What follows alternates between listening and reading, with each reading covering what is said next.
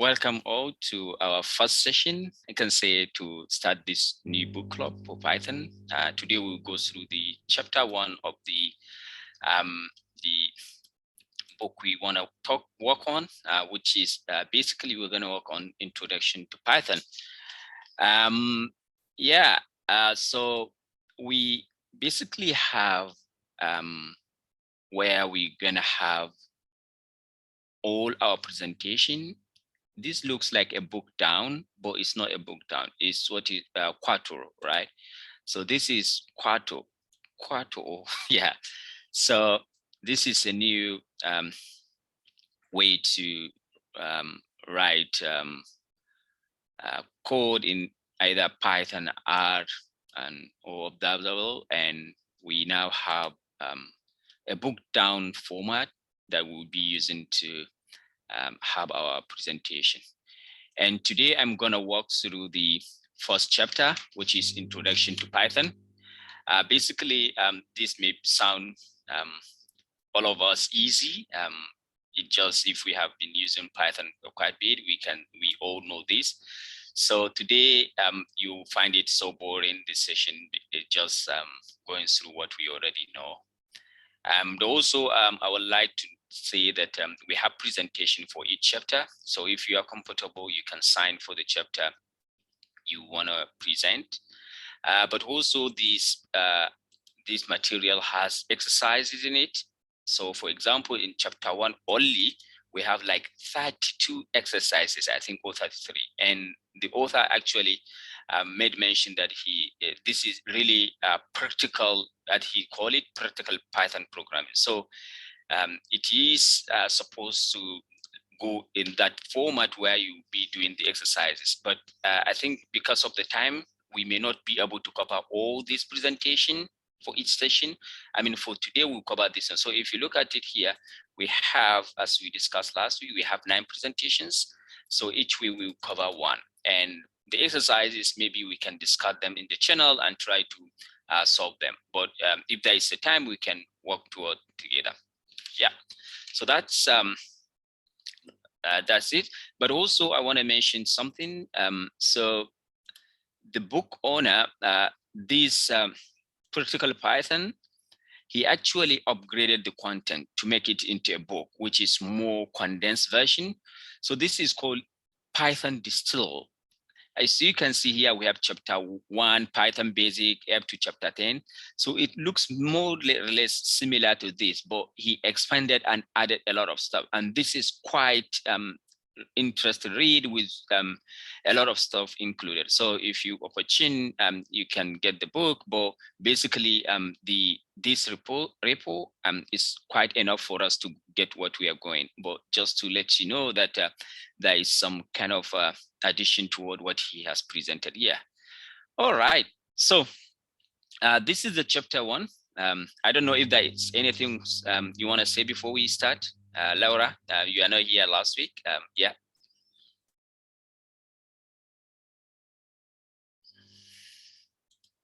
I thought I clicked on mute and I did not. Yes, so I was not here last week. Another commitment. I'll need to figure out this Quarto thing. I got through all the chapter 1 exercises, so nice. I'm very familiar with R Markdown. I'm familiar enough with Python. A lot of this stuff from chapter 1, I think, like it was for many of us, was mostly review, it seemed like. Yeah. But it was a good systematic introduction. So I'll probably need to look more into the Quarto framework to make sure I understand what's going on there. Right. So let me say unfortunately. So I basically what her name is, you can see here, Elizabeth, I think. No. She's from our studio. She helped us set up this stuff, and Isabella. Isabella. So we had a chat with Isabella, and it's basically so simple, the Quarto. I mean, it just like even the structure and everything, it just like so we had a walkthrough with her, and we set up but I tried to run my Python, and I had some kind of error, but it's still not running. I didn't figure it out still, but it's so much simple, just like book down, and it will not take time to figure. And I think maybe we can have a session where Isabella can just have a walkthrough to us, or she can record a video just to show us how this book down works. And she even explained it here. Append is how to add to the book. She explained how to do the stuff. It's very simple. Yeah. Okay. Right. So let's go to the chapter 1. As I've said, basically, the chapter 1 is basically a review of what we already know, and we can quickly go through it.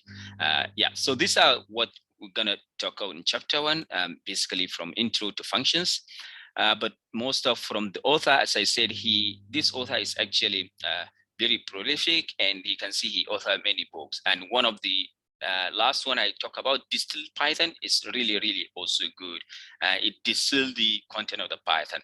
So before we get started, we need to make sure that we have Python installed. And actually, there are many ways to check whether one has a Python. There are many ways. So for example, here we can see this command using Python version will show us what kind of Python one has. But also not only this one, we can use Python. We can say this, and this one will also, or the kind of Python version we have.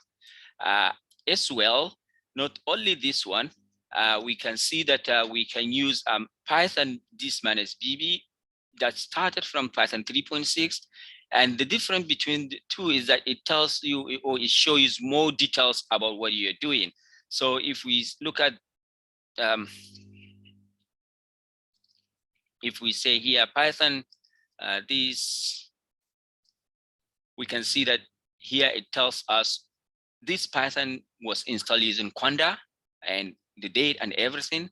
Unlike here where we say this Python, like it just show us a version. So now before we even start, we need to know what kind of Python version we have. The reason why is that Python, as we already know, Python 2 has been discontinued. So whenever you have the Python 2, you may not, and you can use a script. So this one using command, but you can use script to show which kind of Python you have. So here, this basically shows using the module 6, and it shows the same as we saw.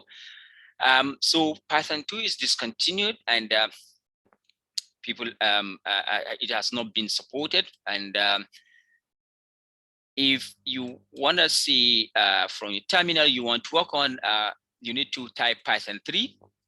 For example, here you need to say Python 3 to make sure that you are working with Python 3, not Python 2. But for me, for example, I have already mapped my Python. Whenever I just write Python without even Python 3 or Python 2, it just started Python 3 automatically. So one should know that for you to start Python, you can either use Python 2 or Python 3. Yeah.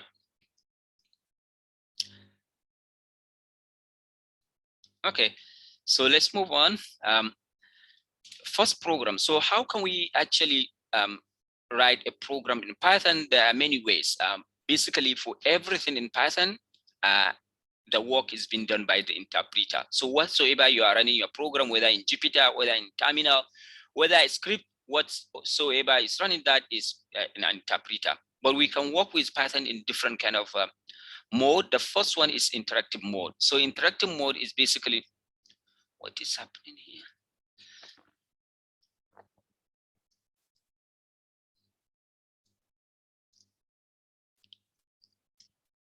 Oh,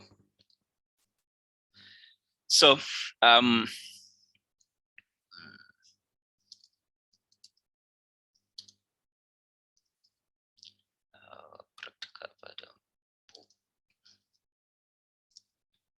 okay, so you can run Python in different ways, interactive mode or creating programs. Interactive way is we can just start our Python here and just we can start our Python from command here.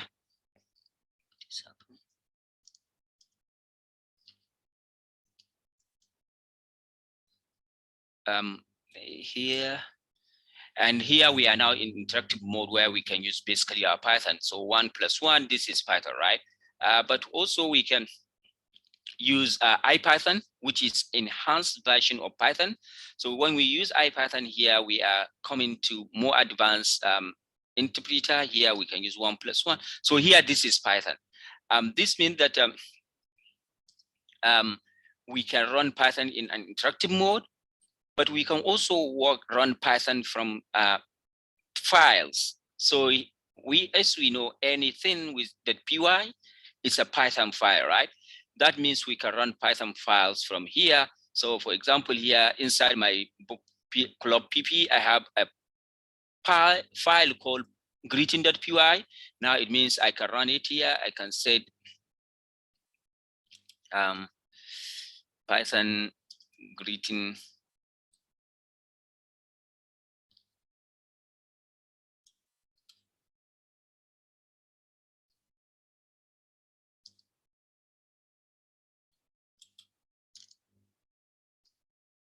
py. So here you can see that I just run the file. So if I look at this one here, I have what is called greeting, and this file greeting.py is basically print welcome to R4DS. So we can see that here we can run a Python file from our shell.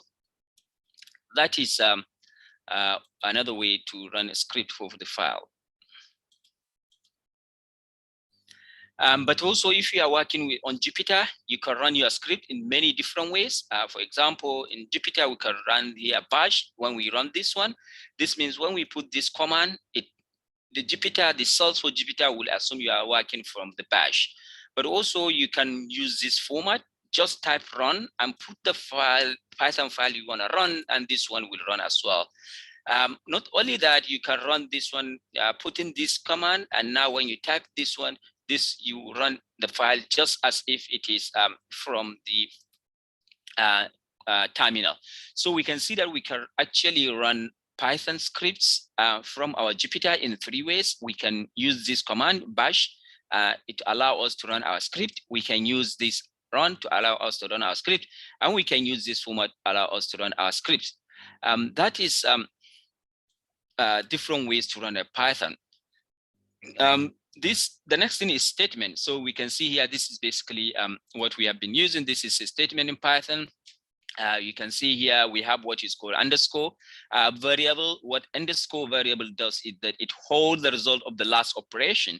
So here we can see here we have the last operation result is 21.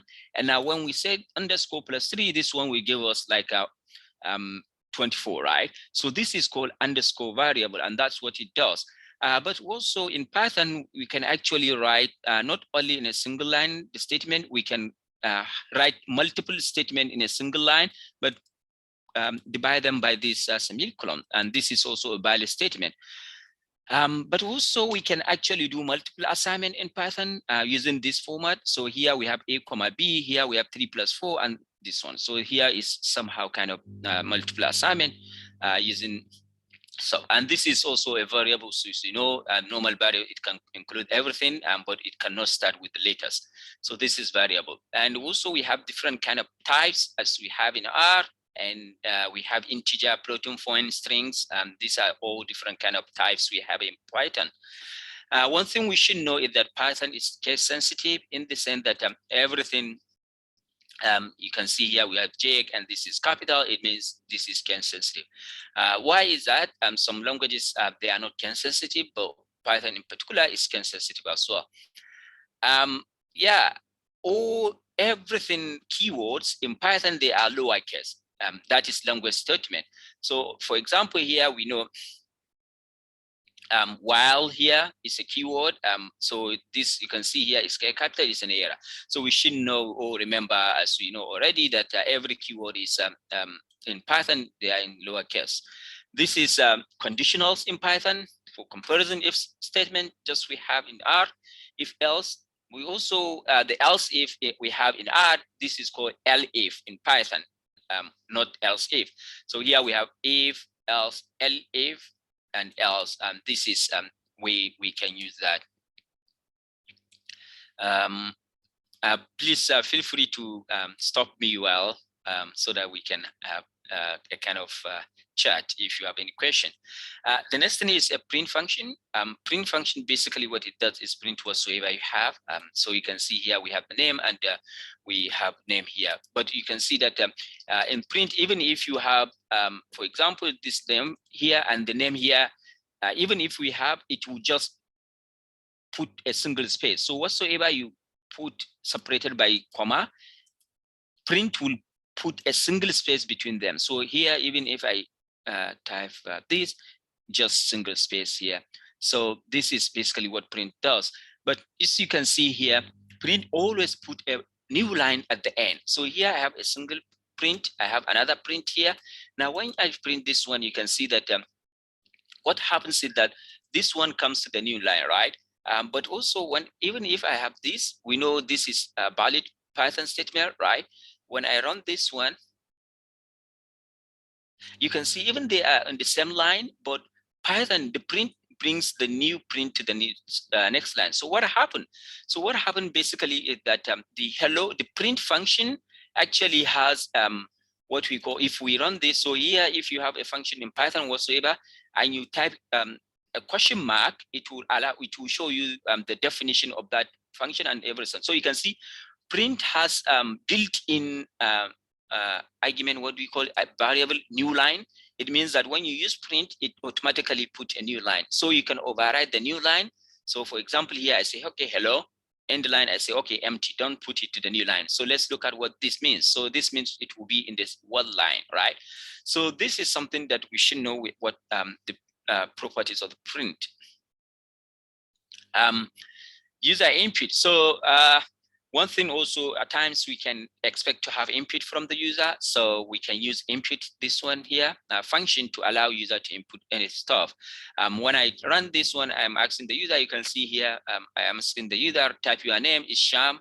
So when I type enter, I'm printing the name. So this is input and it allows that. But we should also know that everything that Python accepts from the user is a string. Everything a Python accepts from the user is a string. What does that mean? Now let's assume that I want to input two numbers, 4, 5, and I want to add them. You can see I input two numbers. I ask the user to input the first number, the second number, and I add them, right? But it gives me 45. Instead to give me 4 plus 5 to give me 9, it gives me 45.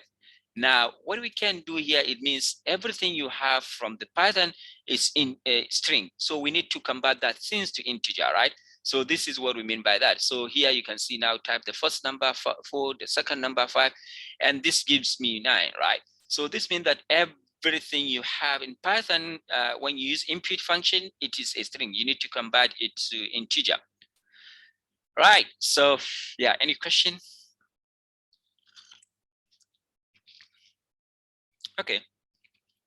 And also we have the next thing, we have numbers. So Python has a lot of different kind of numbers. We have booleans, true and false. So this is different from R, right? In R we use all caps, right? True and false. We have integer, we have floating point, we have complex number. These are different kind of numbers we have here. And these are also some of the common operations we have in Python, as we already know them. Comparison operators, you can see here, these are some of the comparison operators. So here, because this is not something I'm running, you can see I put script, pause, no error. So it just like, I'm not sure how it works in Quattro, the Quattro, but in Jupyter, if, for example, in R Markdown, you put evaluate false so that it doesn't evaluate. So in Jupyter, you can use this, something like this, so that this will not run. But there is something in Quattro that I try to run, but it doesn't work, and I just create an issue in the GitHub repo for the Quattro. Yeah, but there is a solution for that. Okay, so this is also converting of numbers. So this is basically what we call typecasting. So this is a floating point number, and we use int. Now we convert this number. And also we can typecast integer to float. We can see here now our B is now 2.0, which is float number. All right, so as I said, this chapter is basically a review of what we already knew. Yeah. Then the next one is strings. So what are strings? We already know this is string. In Python, you can actually represent a string with a single quote. You can also represent a string with double quote. But also when you have multiple line, you can with triple quote. So this is how you can represent a string in Python. So there is no difference between a single quote and double quote, but when you start and you must terminate with the same string.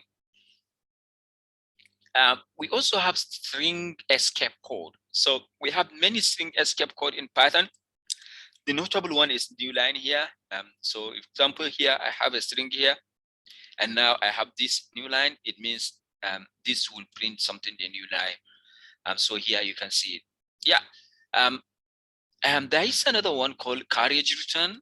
I actually don't know when it's useful. So the same thing here, but I have this R. But when I run this, you can see actually what happened is that this is the 2-line. I love it. But you can see here, this I love it override whatsoever comes here. So you can see I override this, love override this, it overrides this, right? I have 2 lines here. So I don't know actually what this carriage return works, but that's how it works. But then I don't know anyone want to chip in and talk about that? If you know. The way I know, I don't know if you can hear me clearly, but the way I know it was supposed to work is it's kind of like when you're typing in Microsoft Word and you use Shift Enter, it should go to the next line, but it's not the next paragraph. So it's supposed to work like that, but I don't know why it's rewriting that. Yeah. And I recently learned that I don't know if you've seen the old typewriter machines. Yeah. So this is it. Yeah. This is something that's what it does. Exactly. Yeah. So I think the carriage also in the old typewriter, it goes to the new line, as you said. But I don't know why here that is this. Yeah. So you can see here when we type this.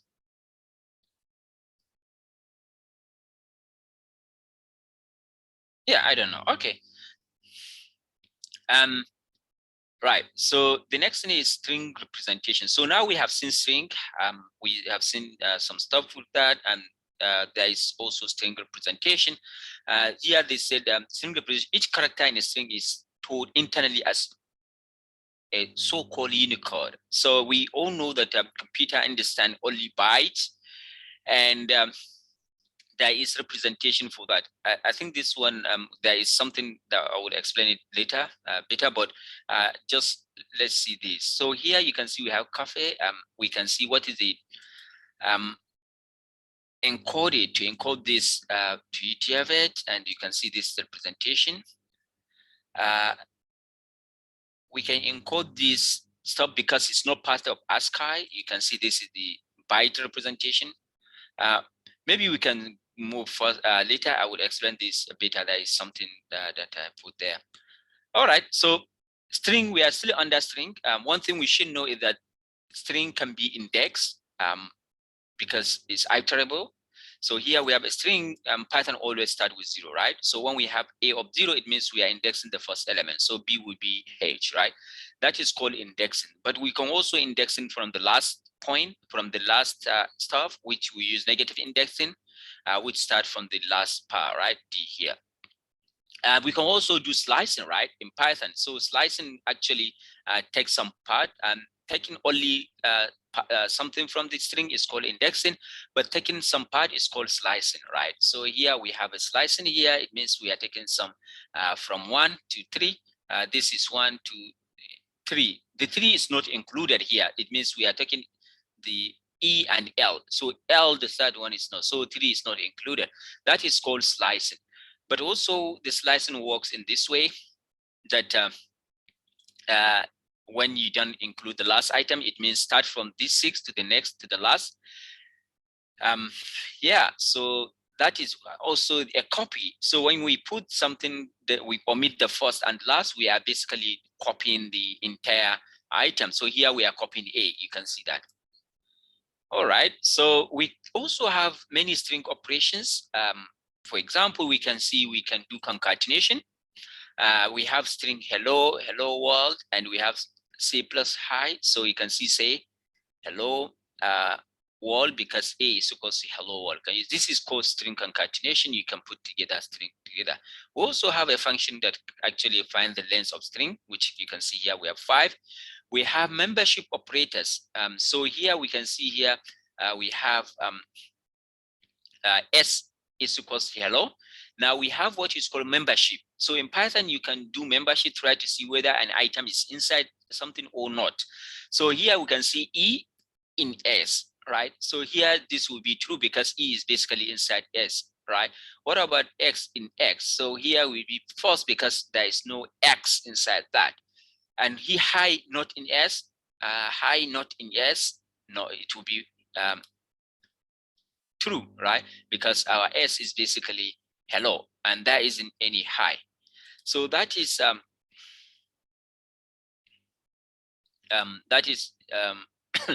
about that. And also we have replication function. This basically do what it does is basically does replication. So we can actually take a string and multiply it by a particular number of integer. It will replicate everything there. So string method. So this one is basically trying to show us some method that are basically related to string. So any object in Python has a method that is actually reserved for that. So one of the object, for example, here, if I have A is equals to, for example, I have list 1, 2, right? So this is a list, right? It's called A. So this list is called A. Now this list has some method that are specifically for it. So I can say A.append, right? A.append, and now I say, okay, 5. So this means we'll append 5 to it, right? So when I call my A, I can see that A now is 5. Yeah, I append. So this means that string has some method that are basically reserved for that. So strip, it remove white spaces around the string. So here this is string. You can see hello without this. Lowercase, it will basically lower everything here. We can see we have H in caps, and here it will lower that. Here we have a replace function that takes something here and now replace it with something in the second argument here. So this is yeah. So in Python, basically we take our object and we use a dot to have a function, a method, yeah, on top of the object. This is dot notation. So these are many other string method for string object. We have many ton of them. So one good thing, if you are using some kind of, for example, here I can say S. So if we are using Jupyter, for example, previously if you put tab, it will show you many things. But here you can see I have a different kind of method that relates to. Can you see them? That relates to this object because this is a string. I have capitalized, count, find, form. You know, all these methods that relate to that. So this is basically yeah, string mutability. So string are immutable, just more or less like what do you call it? Not list,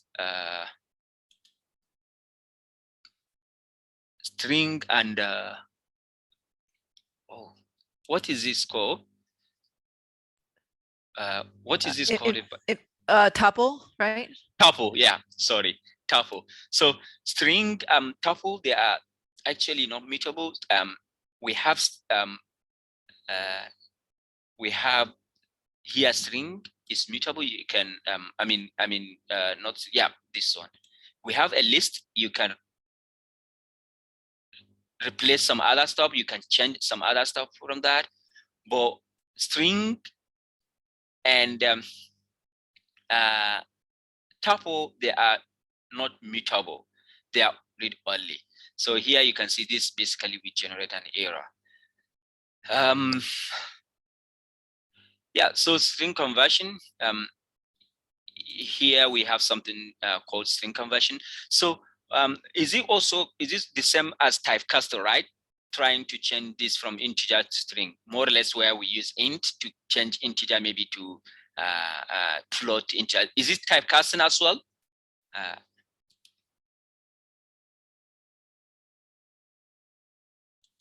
Yeah, so I guess this is also the same thing, just we have that. So this is where I want to talk on. So byte string. So there is something difference between what is called string in Python and what is called byte strings. So we also already know the only thing that computer can store is bytes, right? So let me give you a scenario here. To store anything in computer, you must first encode it, that is convert it to bytes. Yeah, before anything is stored in computer, you must first encode it. For example, if you want to store music, you must first encode it using this format. If you want to store a picture, you must first encode it using format. And if you want to store text, you must first encode it using different kind of encoding scheme. ASCII, UTF-8, these are all called encoding. So you can see that an encoding is a format to represent audio format, and this in bytes. So all this stuff like MP3 or JPEG, UTF-8, ASCII, they are all in bytes, right? So in Python, a byte string is just that. It's just representation of text, it's representation of string, but in byte format, which is a sequence of bytes. It is not human readable. On the other hand, character string, often just called string, is a sequence of character. It's human readable. So we can see this is difference. What we have been seeing before, this example, this is basically a string, right? So this is a string. Computer cannot store this string. It must be encoded. But we have another thing called byte string, which is basically in mere string. So let's look at what's the difference. So you can see here, I store this one is data. This is called byte string. This is not string. So it's prepend with B character. Can you see B? It's prepend with this. So this is not normal string, you know. So this is representation in byte. So this is, if we look at what type of data is this, we try to see here what type of data this one will give us. You can see it will tell you this is not a string, this is a byte, right? So it means that this is representation of the representation that computer can understand. We can actually look at, so the byte string has the same method and the same stuff that you can work with string, like length of the byte length. We can see it can show us 11, just normal with string. We can look at actually even do subsetting normally, but yeah, you can see it gives us with still the B that is prepared here is telling you this is a byte string, representation of that thing in byte. But everything's still the same, but indexing is a bit different because it returns byte as integer. So if we say, okay, give me this indexing, this is slicer, right? But this is indexing. So when I say give me this, it gives you the actually the byte representation 72 ASCII code for H. So this is something called byte string. So this means that we need to do some kind of conversion to from text string. So let's assume that here I want to convert this thing to UTF-8 and decode and encode. So we have the method here, decode and encode.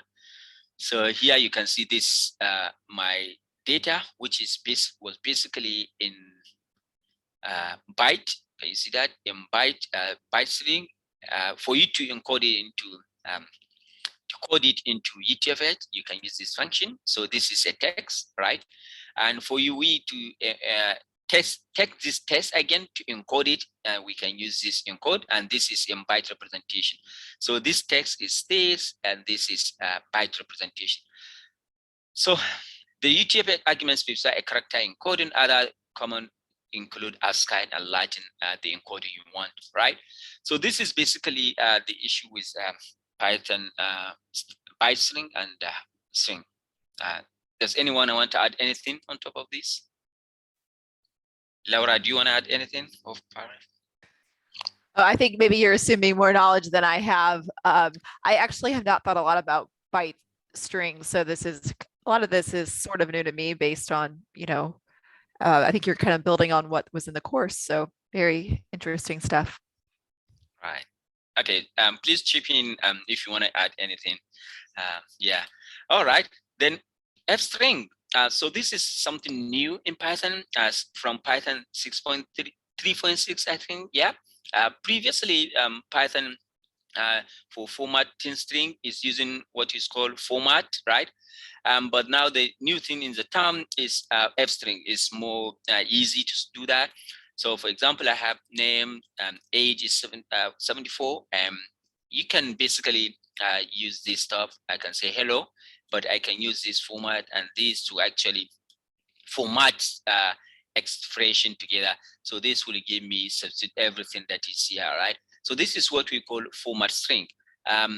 But Python has previously what is called dot format. Sometimes you see like I don't have it. Yeah, something like this that they use to format the string. I don't have the example on top of my head, but this is actually what you can see now, more or less people are using. But also, this is quite a lot. The format string, FString, it can do a lot. There are a lot of stuff in it. So you can actually use it to give decimal places of integer. For example, here I have this up to 4 decimal places, 1, 4, 5, 6, right? But if I want to print this price to 2 decimal places, I can use this. So I open this curly braces, I put the price here, I put this, and now I say, okay, give me this, what is this, 10? Give me in 2 decimal places. Give me this stuff in 2 decimal places. So when we run this, so you can see it gives me in 2 decimal places, right? So this is called format string. Now I format this number to 2 decimal places. So I use this format to do that. This requires Python 3.6 in here. The meaning of the format code is covered later. Okay. Maybe in another chapter later, we will discuss more about the string format and string. Okay, and then what we have next is list. So Python use many kind of data structures, list, tuple, and many other like dictionary. But this is a list. How can we create a list? Basically, we use square bracket like this to create a list. Yeah, right. And this is basically an empty list. So an empty list, this is it without anything in it. And we use, you can see the numbers have not been quoted. Yeah, and in fact, lists can contain many things. For example, I can have 8, I can have 9. So list can contain multiple, it's a container that contains a lot of other stuff. So here you can see, you can have name, you can combine string and int and numbers and everything, stuff like that, right? So this is how you can create. Of course, you can also create a list with a function with this method called list. So here I can see I create a list here. When I run this one, this will actually create a list. You can see a list of this item inside this. This is one way to create a list. But also you can create an empty list here with nothing inside. This will create a list with that. But also we can actually create a list. Some method actually inherently create a list for you, some method in Python. So for example, here I have a string here. This is a string line, but I want to split the string into, I want to split the string in and put comma. This means that I want to split the item in the string. So it means it will take everything and split it, but it will put it in a representation that is better to store items, which is list. So you can see split function or split method, I mean, actually put this stuff in a list, right? So this is one way to do that. But also list comprehension actually create a list. So let's assume we have a list called A is equals 1, 2, 3, which is basically item. But also I want to create square of every item here, square of everything, square of 1, square of 2, square of 3. Now here, this is how list comprehension works. Maybe we'll talk on it later in the chapter. So for x in A, return x square, right? So this is how it, for x in A, return x square, x times x. So when we run this, this will return basically is a list. So you can see we basically see a lot of ways we can create a list. We can use list comprehension. We can use some function automatically create a list for us. We can use this list method. We can also basically just use this square bracket to create a list. Yeah, so list also as other the same other Python data structure has a lot of operation in it. So what method we can add new item to the list. We have append here. When you have append here, it actually appends in at the end of the list. So when we have this, we can see this guy give us this append Murphy. You can see here we have Murphy at the end of the list, right? But also we can say, okay, when we know the specific location we want to insert an item, we can use insert. So adding new item, we can work with two methods, append or insert, right? But append, insert at the top of the list and at the end, and insert given location, it can actually insert the item. So here we are inserting at the second, third location, right? So we can see here Athena, right? So this is one method. Concatenated list, so you can combine basically lists together and they can have the same item. So you can see 1 2 3 8b. This is a concatenation. Index them by list by integers. So as we have seen that you can actually index a string, so you can also index a list, which is basically always start from 0. You can see names, yeah, names, this one. Yeah.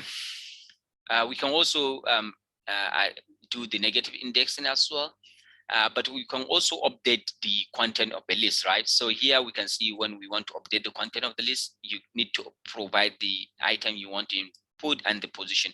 So when we run this, it will actually give us the, you can see the position. We actually replace it as position 1. And we can have a function that actually find the length of the list. Here we can see here the length is 3. So the length of this list is 3. Yeah. So anybody want to add anything before we move on?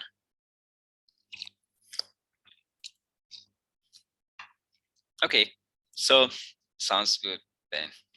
Okay, we have membership also that we have seen in string. So membership also works in list. So Edward in names, we can see that this whether it's true or not.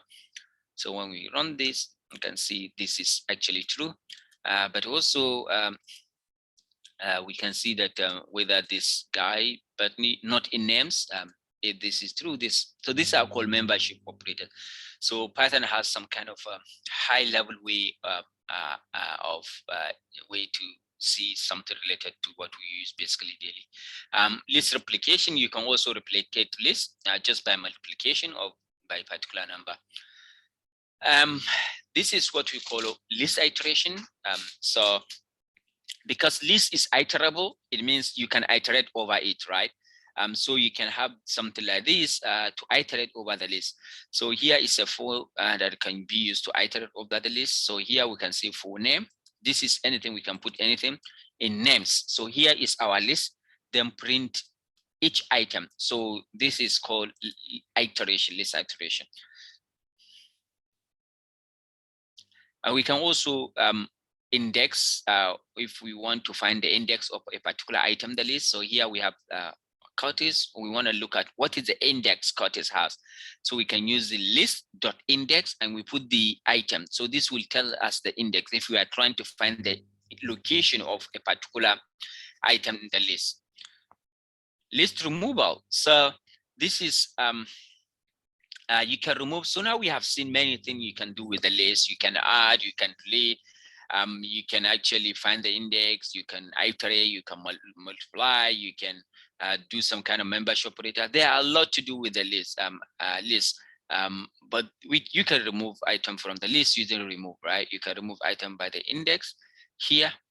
Value. So here you can remove by the value. If you know the value of the item you want to remove here, then you can use remove, just provide the item. But if you don't know the name of the item, but you know it is indexed, then you can use delete this one. Yeah, you can use delete, then you give the list and provide the location.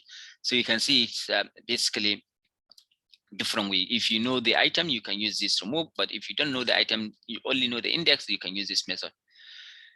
Then we have list sorting. Basically what sorting, as we know, is sort some stuff from there. So here is sorting. So here we can see here S after sorting. Oh no. So here is sorted S. Is let's see something like this. Right. Right. So you can see here we sort S, right?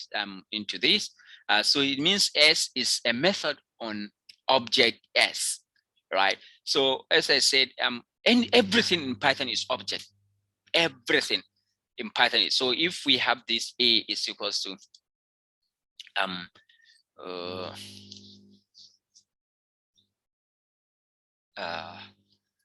okay. A is equals to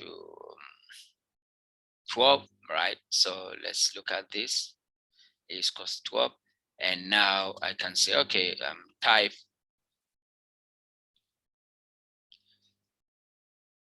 A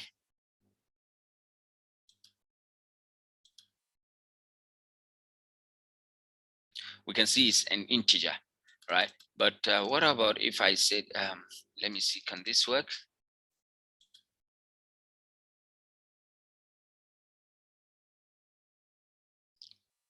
All right.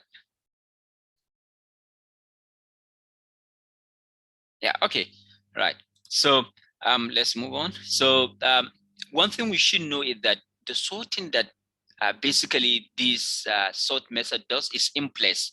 So what do we mean by in place? Let's look at it here. It means you can see here when I sort, I do not actually assign the value into anything. I didn't say, okay, result equals to this. I didn't assign the sorted result into result. I just call the method on top of the object. That is what is called in place modification. This means that you don't need to assign anything to that, because the method that does in place return none. It does not return anything. So this means that when you call a sort, it automatically in place modify so or whatsoever does in S. Now let's look at what will this happen. Now when I call this sort and now save the result in result, now let's look at what will happen. You can see that it does not return anything. It returns what we call none. Can you see that? This means that you cannot save the result of a method that does in place modification into something. You will store none. So yeah, so there are a lot of methods that does this in place stuff. So you can see here, we can also do reverse, which actually reverse the order of our items here. It will reverse them just from the name.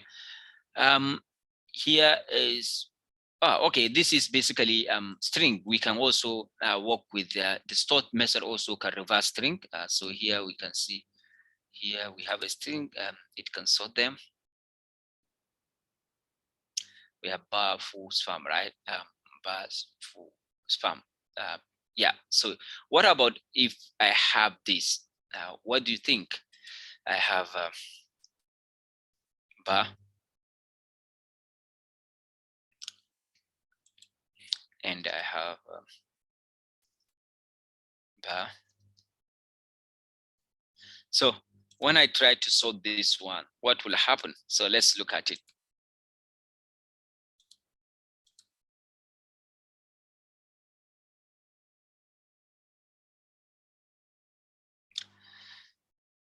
Okay, so it starts sorting from the everything that has start with capital letter. So you can see here, let me put this, for example.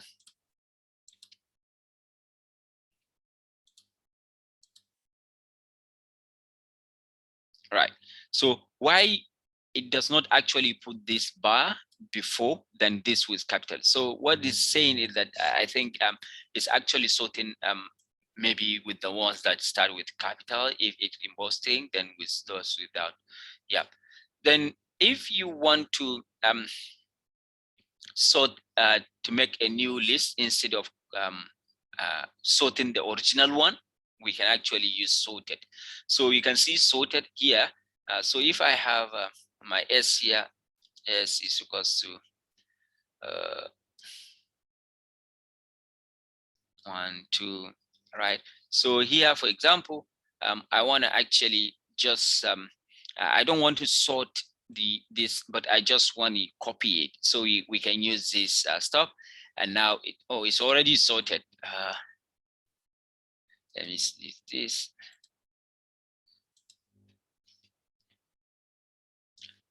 So we can see this one is sort, and if we call our S, we can see that it's not sorted. So when we call S here,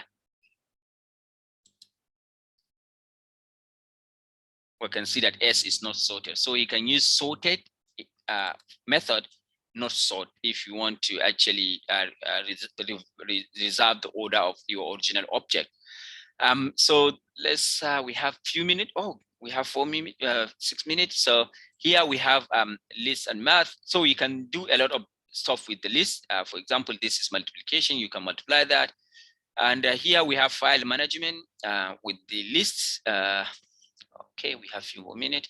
File management. So, oh God. So in Python, for you to work with any file, you need to open it and close it. And you can see here, we can open the file, and now you specify the reading, whether you are reading or write, right? But you need to close that file. Then you read it. After you open it, you read it, and now you close the file with this. But one way to do that, because sometimes you may forget to close the file, you can do the best way to do that is to use with. So with here, it opens the file as this object, and now you can read the content and now read. So here, when it finishes execution, with will automatically close the file, so you don't need to remember whatsoever happened. That is about reading the file. Yeah, there are a lot of stuff here I put, but we don't have much time. Let me skip. So the last one here is functions. So we have when we write in our programs, we know it can grow large, right? So we write a function to work with that. So for example, here I have my function called reminder, right? So this is how to write function in Python. You write def, which is a keyword, and now you write the function name, and you put these two things. They are called the argument, right? Yeah, I think. And sometimes you need to, that is what is called a docstring. So the moment you type your Python, the function, you can create what is called docstring. So docstring allows you to explain what the function is doing. It's used this triple quote here, and now it's really helpful in some ways while trying to debug your code to try to see what the function does.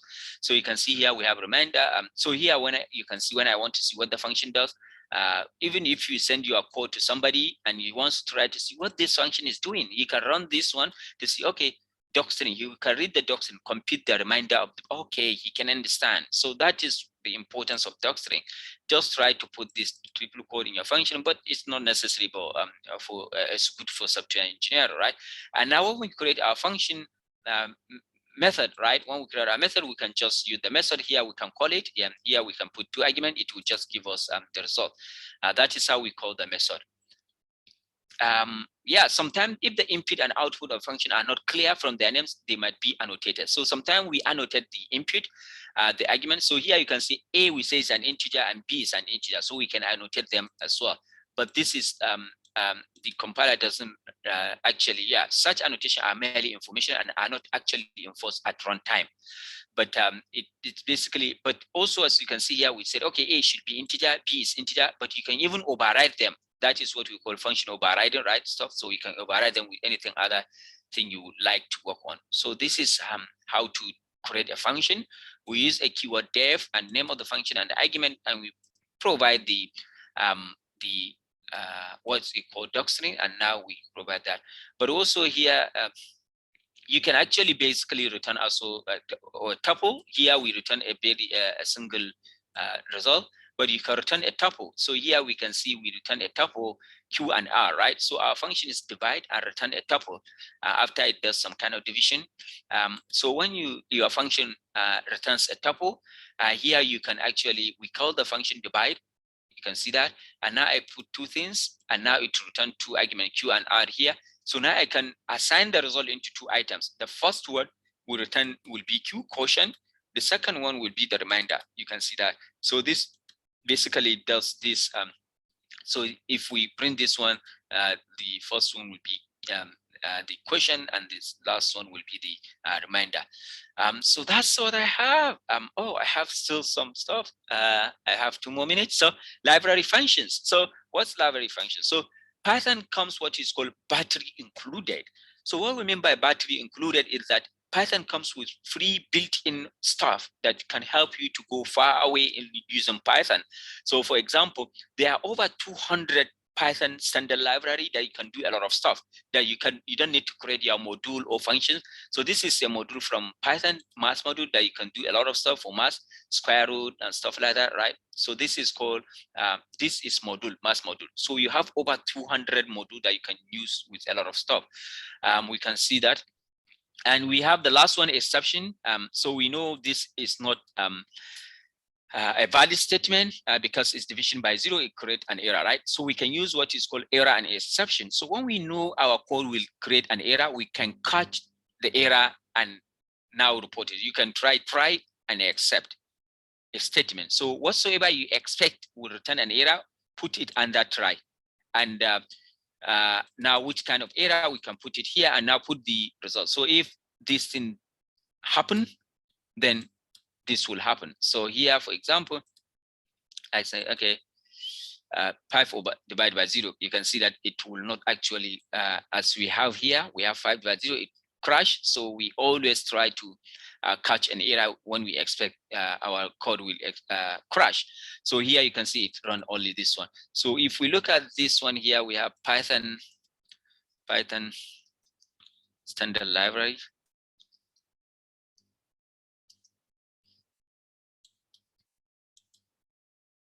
So you can see here Python standard library. So here this is the Python standard library. You can see a lot of stuff you can build in function, constant, sequence, numeric, a lot of other stuff.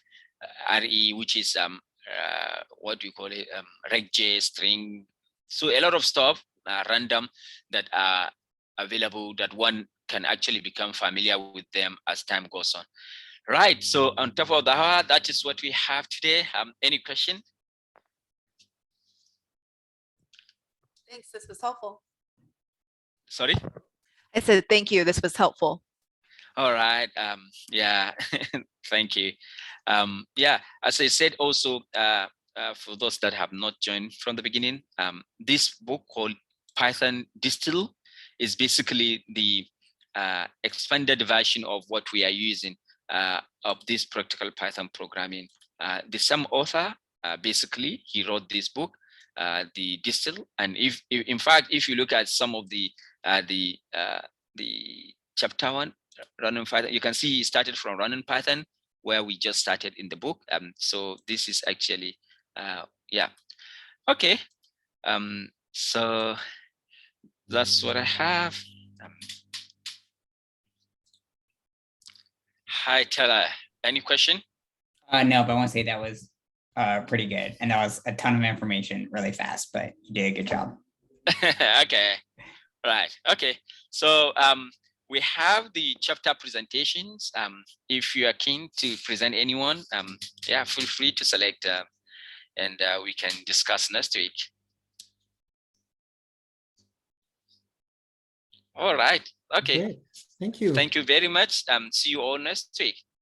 See ya. See ya. Bye-bye.